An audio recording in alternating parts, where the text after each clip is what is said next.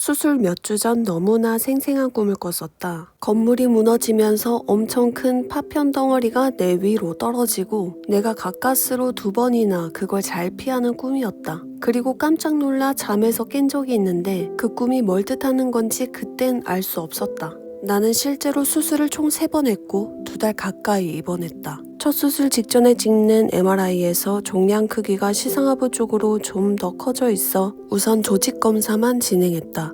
조직 검사라 해도 코를 통해 뇌 깊숙한 곳까지 들어가는 큰 수술이었고 수술 후에는 고개를 숙이거나 복압이 올라가는 행동이 금지되었다.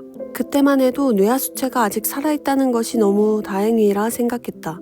만약 이게 2개 인두종이 아닐 경우 다른 방법으로 치료할 가능성도 있다고 들었기 때문이다. 수술 직후 중환자실에 하루 정도 있다가 병동으로 가게 되는데 첫 병동 메이트는 나와 비슷한 나이대로 보였다. 그분도 먼저 코로 수술한 케이스여서 코 세척하거나 앞 오르는 데 주의했는데 같은 병실을 쓴 지 며칠 안 되어 먼저 퇴원하면서 나에게 이 선물을 해주고 가셨다.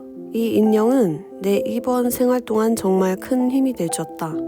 코와 눈 주변이 얼얼한 통증을 진통제로 참아가면서 결과를 기다리던 어느 날 몸이 굉장히 느려지고 침대 밑으로 한없이 가라앉는 느낌에 새벽에는 속이 미습거려 겨우 화장실로 가 구토에 기침까지 터져 난리가 났다. 간호사 호출로 상태를 말하자 피를 뽑아갔고 결과는 전하투륨 혈증이었다. 나는 소금 수치가 그렇게 중요한지 생전 처음 알았다. 정말 몸이 잘 안 움직여지고 이러다 죽나 싶은 생각이 들 정도였다. 급히 내수액은 고농도 나트륨으로 바뀌었고 매 식사 때마다 소금을 억지로 먹어야만 했다. 특히 나트륨 수치를 확인한다고 하루에 몇 번씩 피가 뽑혔는데 이때부터 바늘과의 전쟁이었다. 이 어려운 혈관이라도 잘 잡는 간호사 쌤을 만나면 한 번에 잘 자리 잡았지만 잘 못 잡는 쌤을 만났을 땐 몇 번이나 찔리고 혈관이 튀어 팔이 너덜너덜해질 지경이었다. 조직검사 결과 2개 인두종이 확실해진 나는 첫 조직검사 수술 10일 뒤 종양 제거 수술을 받았다.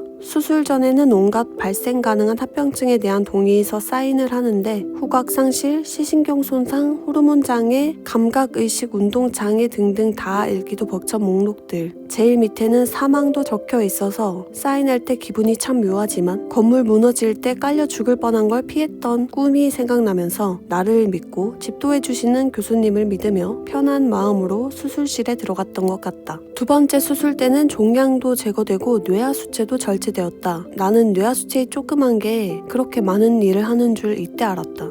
몸속 수분을 조절하는 항이뇨 호르몬 대신 약으로 조절하는데 초반에 이 과정에서 나는 고나트륨 혈증도 겪게 된다. 입안에 침이 다 말라 말도 하기 힘들 정도의 갈증으로 너무 힘들었다. 물 마시면 빠져나가고 그만큼 또 목말라져서 마시면 또 빠져나가고 무슨 갈증 지옥에 빠진 것 같았다. 나는 원래 물도 잘 안 마시고 찬 건 더더욱 잘 안 먹었었는데 이때 정말 많이 먹었다. 가끔 너무 조절이 안 되면 배에 주사도 맞았다. 병원에서는 항상 새벽 4시쯤 첫 피를 뽑아갔다. 그때 살짝 깼다가 다시 잠들고 7시쯤 식전약을 먹고 7시 반쯤 나오는 아침을 먹고 또 식후약을 먹는다. 그리고 병원 어플로 그날의 피검사 수치를 확인할 수 있는데 어느 날은 간 수치가 높아져서 간약까지 먹게 되었다. 하루 먹는 약들만 해도 헷갈릴 지경이지만 간호사쌤들이 시간 맞춰 약을 가져다 주기 때문에 그건 편했다. 컨디션은 하루하루 매번 달랐는데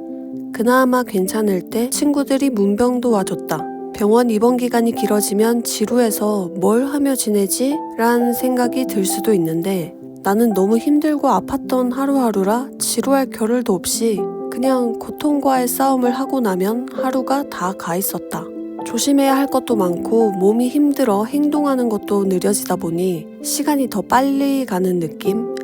그리고 코로 진입해서 뇌수술을 하다 보니 수술하고 나면 냄새가 안 난다. 후각이 사라진 느낌이다. 뭘 먹어도 무슨 맛인지 모르겠고 단지 달고 짜고 한 미각만 살짝 느껴졌다. 맛이 안 나니 식감을 느낄 수 있는 쫄깃한 빵이나 쫀득한 떡 같은 걸 더 갈망하게 된 것 같다. 그래도 2번째 수술 때까지는 비교적 빨리 냄새가 돌아오긴 했다. 나는 태어나서 수면 마취는 해봤지만 전신 마취는 이 수술로 처음 해본 거였다. 첫 번째, 2번째 수술까지 끝내면서 이제 퇴원할 일만 남았다 싶었는데 또 전신 마취를 해야 할 일이 생겨버리고 말았다.